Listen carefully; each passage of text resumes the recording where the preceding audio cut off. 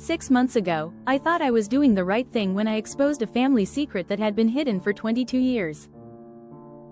Today, I'm wondering if I destroyed my family to satisfy my own sense of justice.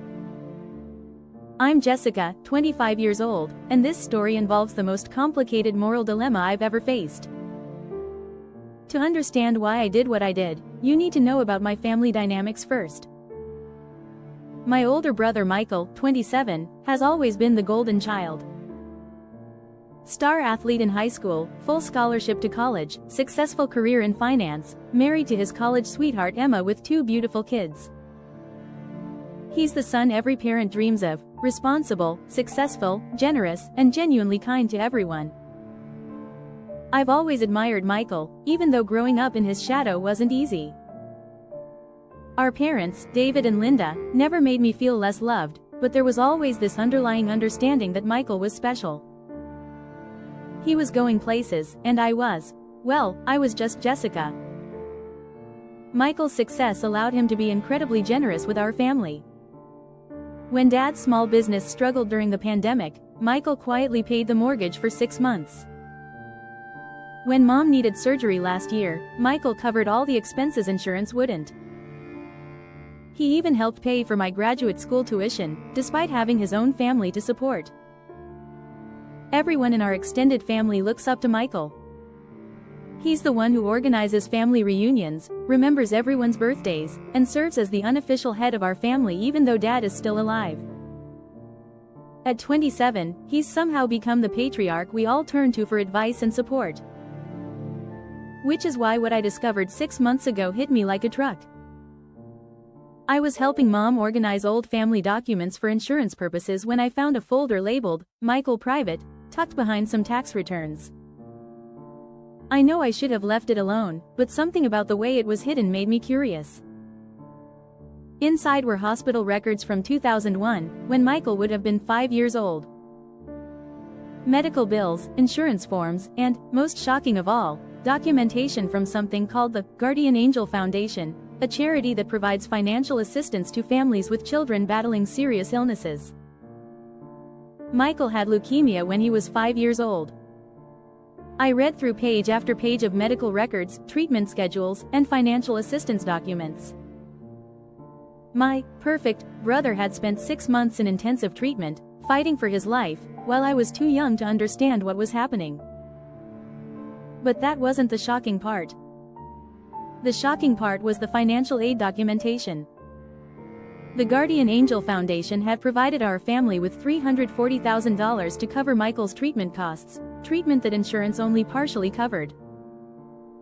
$340,000 that saved my brother's life and prevented our family from going into bankruptcy. The foundation's policy was clear. Families receiving assistance must sign a confidentiality agreement stating they would not disclose the source of their financial help to protect the privacy of donors and maintain the dignity of recipients. My parents had signed that agreement 22 years ago and had never told Michael or me about the charity assistance. As far as Michael knew, our family had paid for his treatment through insurance and savings. The more I thought about it, the more I realized this explained so much about my childhood. Why we moved to a smaller house when I was 7. Why family vacations stopped happening. Why Mom went back to work full-time and Dad started working weekends. I'd always assumed these changes were just normal life adjustments, but now I understood. My parents had been struggling financially for years because of Michael's medical bills, even with the charity assistance. Meanwhile, Michael had grown up believing he'd never been a financial burden on our family. His guilt-free success, his generous attitude toward money, his willingness to help family members, all of it was built on not knowing that his childhood illness had nearly destroyed our family's finances. I struggled with this information for weeks. Part of me felt like Michael deserved to know the truth about his childhood, about the sacrifice our parents made, about the charity that saved his life. Part of me felt like keeping this secret was just another way of protecting Michael from difficult truths while I dealt with the complex reality. But what really bothered me was watching Michael continue to be generous with money while having no idea that his very existence had cost our family everything. The breaking point came during our annual family Thanksgiving dinner. Michael was holding court as usual, telling stories about his latest promotion, talking about the new house he and Emma were considering, mentioning the college funds he'd started for his kids. Then Dad made an offhand comment about how proud he was that our family had always been able to handle whatever life threw at us without needing help from anyone. Michael nodded enthusiastically. That's what I love about our family. We're self-reliant. We take care of our own problems. I snapped. That's not exactly true, is it? I said, and the table went quiet. What do you mean, Jess? Michael asked, smiling like this was just typical sister teasing. I mean, we've had help before. Significant help. Help that changed everything. Mom's face went white. Dad set down his fork with a clatter. Jessica, Mom said in a warning tone I recognized from childhood. Michael, did you know that when you were 5, you had leukemia? The silence that followed was deafening. Michael's smile faded slowly as he looked around the table at faces that suddenly couldn't meet his eyes. What? He whispered. You were sick for 6 months. Intensive treatment. And a charity called the Guardian Angel Foundation paid for most of your medical care because insurance wasn't enough and Mom and Dad couldn't afford it. Emma gasped. Michael looked like I'd slapped him. That can't be true, he said, but his voice shook with growing realization. Dad finally spoke. Jessica, you had no right to what? To tell my brother the truth about his own life? To let him know that his childhood illness nearly bankrupted our family? That everything he remembers about growing up was shaped by financial struggles he never knew about? Michael stood up abruptly. I need to see these documents. Michael, please, Mom said, tears starting to fall. We never told you because we didn't want you to feel guilty. You were just a child. It wasn't your fault. But I've been living my entire life thinking I never cost you anything. That I was just your successful son who happened to do well. And all this time, you've been struggling because of me. The dinner completely fell apart. Michael left with Emma and the kids. My aunts and uncles sat in stunned silence. My parents looked at me like I'd burned the house down. The aftermath has been brutal. Michael has barely spoken to me since that night. He's been researching his medical history, trying to piece together memories he'd been too young to fully understand. He's also been attempting to calculate how much money our parents spent on his care over the years, talking about ways to pay them back for expenses they incurred 22 years ago. Mom and Dad are furious with me. They feel like I violated their privacy and broke a promise they'd made to the Guardian Angel Foundation. They also think I've destroyed Michael's peace of mind for no good reason. He was happy, Mom said during one of our tense conversations. He was successful and confident and generous. Now he's questioning every good thing in his life, wondering if he deserves any of it. She's right. Michael has become obsessed with his childhood illness and the financial impact on our family. He's talked about selling his house to give money to our parents. He's stopped being as generous with extended family, worried that his wealth is somehow ill-gotten. He's even suggested that his career success feels fraudulent because it was built on the foundation of charity money he never knew about. Emma is caught in the middle, trying to support her husband while also being frustrated that this decades-old secret is now dominating their family life. But here's what I keep coming back to. Wasn't Michael entitled to know the truth about his own life? Wasn't he entitled to understand why our family dynamics were shaped the way they were? Wasn't he entitled to know about the charity that literally saved his life so he could be grateful to them instead of believing some myth about our family's financial self-reliance? My extended family is split. Some relatives think I was right to tell Michael the truth, that secrets like this always come out eventually and it's better to deal with reality than live with lies. Others think I was cruel and selfish, that I destroyed Michael's peace of mind to satisfy my own need to feel important. My cousin Lisa sided with me. Michael had a right to know about his own medical history and childhood. What if he'd needed that information for his own kids' health records? But my Uncle Tom was harsh. Jessica was jealous of Michael's success and found a way to knock him down a peg. This wasn't about truth. This was about making the golden child feel as bad as she always felt.